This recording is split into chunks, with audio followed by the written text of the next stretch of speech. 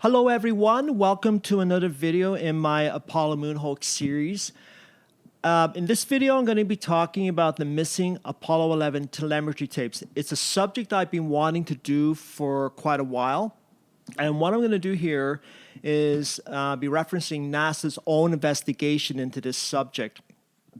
Now, for those of you that do not know, the tapes contain some important information from the Apollo 11 mission. Actually, all of them, but we're going to just specifically talk about Apollo 11.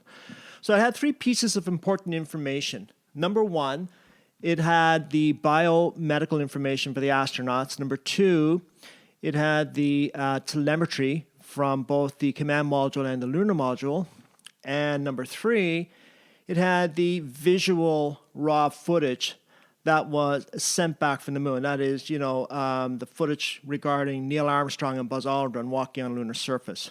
Now, the way this basically worked was, according to the official version, is the signal was sent back, when they landed on the moon, the signal was sent back from the moon to 3 tracking stations on Earth. Now, when the signal arrived at these tracking stations, they had to go through a conversion process because it was in a different bandwidth, and they wanted to show this live to an American audience and the rest of the world. So they had to convert it from the width band it was in to fit the width band to be more compatible with the width band for U.S. television and, of course, around the world. Now, unfortunately, when they did that, there was a degradation in the quality of the film. So what the engineers originally had seen at these tracking stations were crisp, clear images of Neil Armstrong and Buzz Aldrin walking on the moon. And by the time it was sent out, that's not what the general public had seen. So after they did the conversion, what they did is they sent the live footage through AT&T landlines, and as well as bouncing a signal of an orbiting satellite to Mission Control. And then from Mission Control, the visual raw footage was sent out to the American audience and the rest of the world. Now, because of the conversion process, what the public ended up seeing were blurry ghost-like images.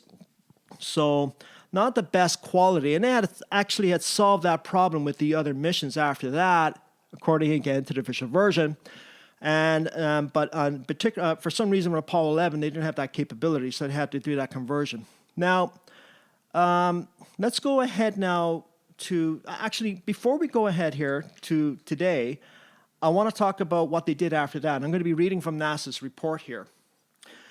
So after this was all done and the world had seen this footage, a few weeks later, the engineers boxed the 1-inch telemetry tapes wound onto 14-inch canister reels, which served no other purpose than to provide backup if the live relay failed, and shipped them to the Goddard Space Flight Center. Now, that's an important point to remember because the proponents jump on that to say, well, these are just backup tapes, so it doesn't matter if they're missing because all they were is backup, so they had no real significant value. But as we read on here, we're going to see that that's not true. Okay. Now, from the Goddard Space Flight Center, the tapes were sent to the Washington National Records Center, and were never seen again after that. So now let's go forward 4 decades later to just before the 40th anniversary of Apollo 11, and we're going to be talking about we're talking now 2009, which was the 40th anniversary. So several years before that, these engineers who were involved in the Apollo 11 filming and tracking, they wanted to release a better quality version of Neil Armstrong and Buzz Aldrin walking on the moon for the 40th anniversary. So in order to do that, they needed to find the original missing telemetry tapes, which they didn't know were missing at the time. So they went to the Washington National Records Center to access these tapes, the visual footage, the actual original footage. And of course, that made sense. That's what anybody would want to do first, is to get that original footage and then digitally convert that to have a better quality. So they went looking for the tapes to sign them out, and that didn't go according to plan. So let's just read on here. The searchers never found what they set out to uncover. Aside from a few canisters of Apollo 9 telemetry tapes still stored at the WNRC, the Apollo-era telemetry tapes no longer exist anywhere. Now, there's a couple of points in that sentence that I want to, from NASA's report here, that I want to talk about. They say they found a few canisters regarding the mission Apollo 9. Now, for those of you who are not too familiar with these missions, Apollo 9 officially never left low Earth orbit. And with that, they only found a few canisters. But it's the other part of this sentence that's very significant when they say the Apollo-era telemetry tapes no longer exist anywhere. So we're no longer talking about the missing Apollo 11 telemetry tapes. And mind you, that was about 14,000 reels of telemetry tapes. These are 14-inch reels each, and 14,000 of them have disappeared. Now, the Apollo-era tapes encompasses all of the Apollo missions. So we're talking about all of the Apollo missions that in low Earth orbit, as well as Apollo missions that supposedly left low Earth orbit. So now we're talking about 140,000 missing telemetry tapes. Very significant. Have not been found. Now, to read on here, however, this disappointing discovery does not mean the Herculean effort that spanned more than 8 years ended in vain. The team uncovered the best television formatted recordings of the Apollo 11 moon landing and has secured NASA funding to apply modern-day digital technology to dramatically enhance the quality of these tapes. That's another important point, because what they're really saying there is the proponents have jumped on that one as well to say, well, no, we have them. We found these tapes because we have this really good digital enhancement. But that's not true, because what they say here is that this was an enhancement of a better quality copy of the original. This has nothing to do with the original footage. That's gone. That is nowhere to be found. So it's another copy of the original footage. So don't let the proponents fool you on that one either. Okay, so let's read on here, because in the pursuit for these telemetry tapes, they got a very interesting email from an employee of the Washington National Record Center. I'm going to read again right here from NASA's report. On May 4, 2006, a WNRC employee reported her findings to LeBar by way of email. LeBar, by the way, that's Stan LeBar, one of the engineers that was involved in originally tracking Apollo 11. And he was one of the engineers years later that was trying to find these original tapes so as they could be accessed to make a better quality version for the public to see for the 40th anniversary of Apollo 11. So let me just read on here. Her quote, it says this: "This was originally quite an extensive accession in our holdings, 2,614 magnetic tape containers. But over the years, mostly in the 1970s, most of the containers were permanently withdrawn by NASA. Currently, only 2 containers remain in our possession. Besides the original SF-135, by the way, SF-135 refers to the paperwork that was necessary to sign out these tapes. We continue on to quote, "We also have the original charge cards from when the boxes were being withdrawn. Unfortunately, there's very little information on the charge cards beyond the date and the box numbers. Often, even the name of the person doing the withdrawal is not included with NASA Goddard written in its place." Very significant statement here. she says that basically all of the tapes that they have, or the ones that they had anyway, were signed out in the 1970s. And I want you to remember that point because we're going to come back to that a little later in the 1970s. The fact that these tapes were supposedly signed out in the 1970s. But the other significant point about this quote here is that she's saying that proper procedures were not followed in signing out these tapes. All that's on the sign out information sheets is NASA Goddard. There's nothing else. There's no name, as she says. And if there's no name, there's no way to track, to see who gave the order to sign these out. So that's a very significant aspect of this because a proper procedure wasn't followed. And that is disturbing in and of itself. Now, I said earlier to keep in mind that the proponents say, well, these are just backup tapes and that they really had no value because once they got the information they needed, then, it didn't matter if they disappeared. Well, first of all, you have to ask yourself, well, if that's the case, why were they stored at the Washington National Records Center in the first place? And why go through the expense of storing them? But anyway, there's another quote here that really makes a point about that, the fact that they were supposedly backup tapes. Years later, after the Apollo missions, I think it was in the early 2000s, an employee, an engineer, I think at that time, who was involved in the tracking of the original mission, had found a canister reel in his garage that apparently had been there for 36 years. Amazing that he had this tape that might have had some significance and is there for 36 years. He thought it might have Apollo information on it. So he played it back, and it turns out it had nothing of value on it. It was just chatter and simulation. But there was a very interesting quote made after that regarding that, and it goes like this.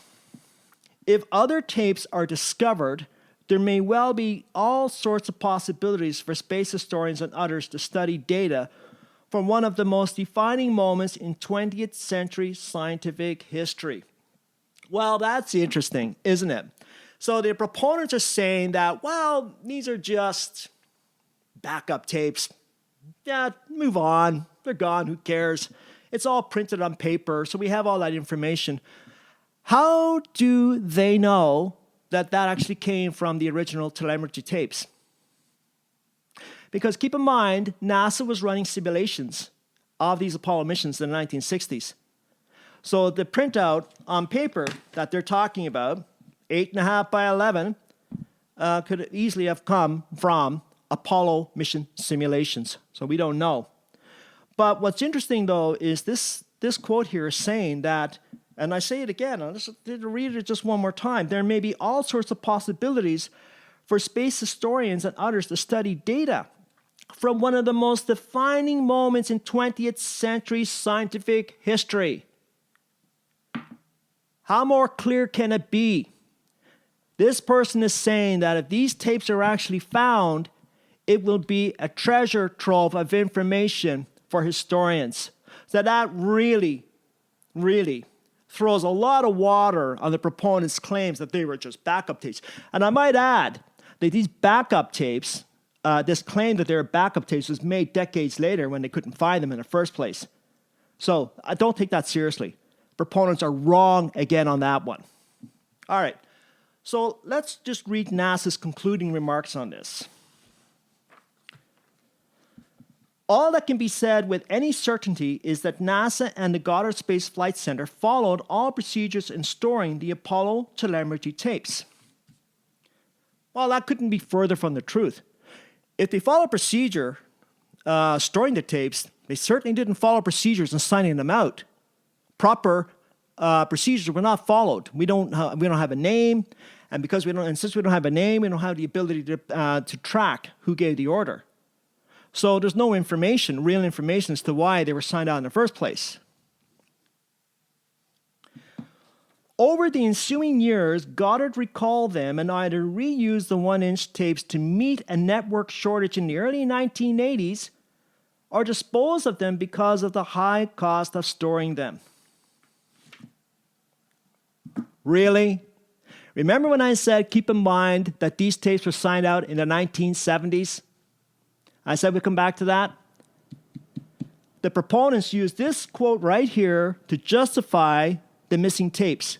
Now, this quote says there was a shortage of magnetic tape in the 1980s. And that's the reason why these tapes were probably signed out. Nothing's definite here. It's all speculation. But we know now that these tapes were signed out in the 1970s. The shortage didn't happen until the 1980s. Now, there were tens of thousands of tapes signed out from the Washington National Record Center in the early 1980s. There's no identification as to what these tapes had on them, none at all. But the important thing to remember is that most of these tapes regarding the Apollo missions were signed out in the 1970s. The tape shortage didn't happen until the 1980s. So the proponents are wrong on that one as well, okay? At no time did anyone recognize the unique content on roughly 45 tapes containing the actual moonwalk video. All right, that's just difficult to believe. How can you not label properly one of the most defining moments in 20th century scientific history? The actual 45 tapes referring to Neil Armstrong and Buzz Aldrin walking on the lunar surface. And nobody thought to label this, so nobody would make a mistake and accidentally sign these tapes out and throw them away? No, absolutely no way. And to continue on here, at no time did anyone ever consider what could be possible nearly 40 years into the future with the advent of new technology. Oh, this just gets better. Remember, we're talking about NASA. Okay, NASA. The high IQ people. They're trying to tell us that they had no foresight into the future. Oh, we didn't know that this was going to be capable. We're going to have different means of downloading information. NASA was working on digital technology back then. Now, digital technology had been used in airplanes years before, but NASA claims that they had their first integrated digital computer in both the command module and lunar module. So it's very difficult to believe that they didn't anticipate technology decades later that would be able to take this information from the missing telemetry tapes, and I say missing telemetry tapes, and download it into, just like they do with musical recordings. They have many ways of downloading that today. So that's very difficult to believe that NASA did not anticipate that. Okay, so the question is why were these tapes signed out in the first place? Well, there's only two possible reasons. The first reason is that there was nothing on these tapes. That's why they had to be signed out. If historians had gotten their hands on these tapes and realized there was nothing on them, that would have revealed the hoax. Or the other reason is that there was information on these tapes, but it was simulations. NASA was running Apollo mission simulations, so that's what was really on these tapes. Again, historians would have been able to determine that the information came from simulations. So either way, these tapes had to be destroyed, because if they weren't destroyed and historians had have gotten their hands on them, they would have realized that the whole thing was a hoax. So that's why these tapes were signed out without following proper procedures and destroyed. Anyway, that's all for this video, and I hope to see all of you again in the next video. Bye for now.